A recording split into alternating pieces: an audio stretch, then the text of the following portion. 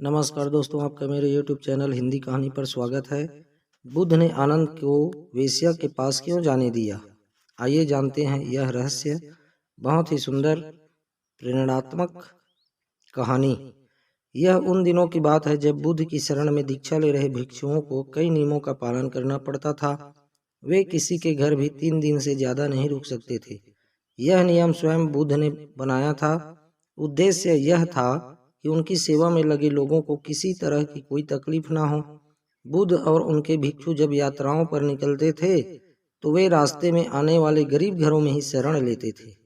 वे इन घरों में अधिकतम 3 दिनों तक रुक सकते थे। 3 दिनों के बाद उन्हें अगली यात्रा पर निकल जाना पड़ता था। एक दिन वे ऐसे ही एक गांव में पहुंचे। बुद्ध और उनके शिष्य अपने रहने के लिए जगह ढूंढ रहे थे। बुद्ध के शिष्य आनंद को एक वेश्या ने अपने घर रहने को आमंत्रित किया। वह बहुत ही खूबसूरत युवती थी। आनंद ने उसे कहा कि वह उसके घर पर रह सकता है, पर इसके लिए उसे बुद्ध से अनुमति लेनी होगी। क्या तुम्हें इसके लिए सचमुच अपने गुरु से अनुमति लेनी होगी? युवती ने पूछा। नहीं, मैं नहीं जानता कि बुद्ध मेरी बात मान जाएंगे, पर उनसे पूछना एक रिवाज है। ऐसा जवाब देकर आनंद बुद्ध के पास पहुंचे। हे बुद्ध, इस गांव में 3 दिनों के विश्राम के दौरान एक स्त्री मुझे अपने घर पर आमंत्रित कर रही है, लेकिन वह स्त्री एक वेश्या है। क्या मैं उसके आमंत्रण को स्वीकार कर सकता हूँ? आनंद ने बुद्ध से पूछा।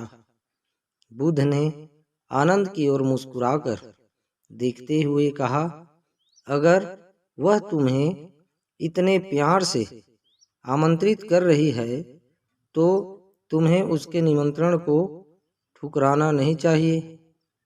जाओ और आराम से उसके घर ही रहो। यह बात दूसरे शिष्यों को गवारा न हुई। उन्होंने बुद्ध से सवाल पूछा, आप आनंद को एक वेश्या के घर कैसे भेज सकते हैं? यह भिक्षुओं के आचरण के खिलाफ है। बुद्ध ने जवाब दिया, तुम लोग थोड़ा इंतजार करो, तुम्हें 3 दिनों में अपने सवाल का जवाब मिल जाएगा। सारे शिष्य चुप हो गए।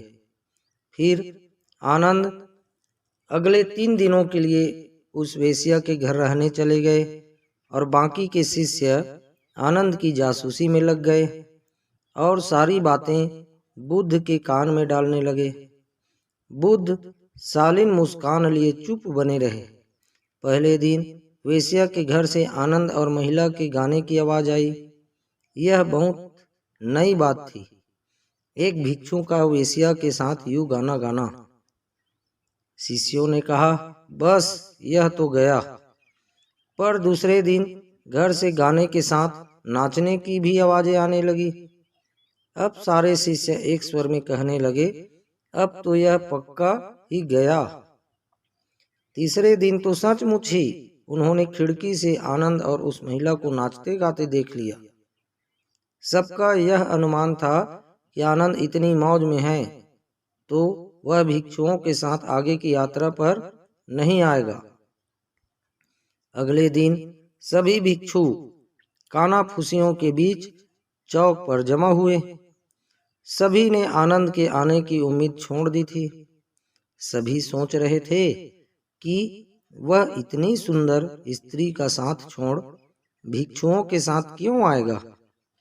परंतु तभी सबने आनंद को एक सुंदर स्त्री के साथ अपनी ओर आते देखा। वह सुंदर स्त्री एक महिला भिक्षुक का रूप धरे हुए थी। बुद्ध उसे देखकर मुस्कुरा रहे थे, जबकि बाकी विस्मित होकर खुले मुंह से आनंद और उस महिला भिक्षुक को ताक रहे थे। बुद्ध ने आनंद की पीठ पर हाथ रखते हुए भिक्षुओं को संबोधित किया। अगर खुद पर भरोसा है तो आपको कोई भ्रष्ट नहीं कर सकता, बल्कि अगर आपका चरित्र बलवान है तो आप भ्रष्ट को भी चरित्रवान बना सकते हैं। ऐसा कहते हुए बुद्ध ने वेश्या से भिक्षुक बनी महिला का स्वागत किया और सभी लोग आगे की यात्रा पर निकल पड़े। बुद्ध और आनंद की यह कहानी हमें सिखाती है कि अगर हमारी इच्छा शक्ति मजबूत है तो हम किसी भी स्थिति के गुलाम नहीं बनते। यह बहुत मज़ेदार बात है कि खोट तो हमारे अपने दिल में होता है और शक हम दूसरों पर करते हैं। अपने दिल को साफ रखेंगे तो दुनिया भी हमें साफ नजर आएगी। किसी किताब को कभी उसके कवर से न आंकिए। इस बात को समझ लें कि हम अगर पारदर्शी जीवन जिएं तो हमें किसी कवर की कभी जरूरत ही नहीं पड़ेगी।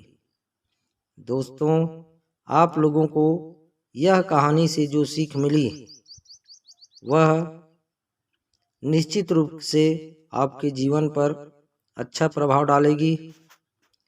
मित्रों, नई और अच्छी मोटिवेशनल, पारिवारिक, रोचक, दिल छू लेने वाली कहानियों और पौराणिक कथाओं को जानने के लिए यदि आप मेरे YouTube चैनल हिंदी कहानी को सब्सक्राइब नहीं किए हैं तो सब्सक्राइब अवश्य करें, ताकि जो भी वीडियो अपलोड करूं वो सबसे पहले आपके पास पहुंचे। धन्यवाद। आप हमेशा खुश रहें, मुस्कुराते रहें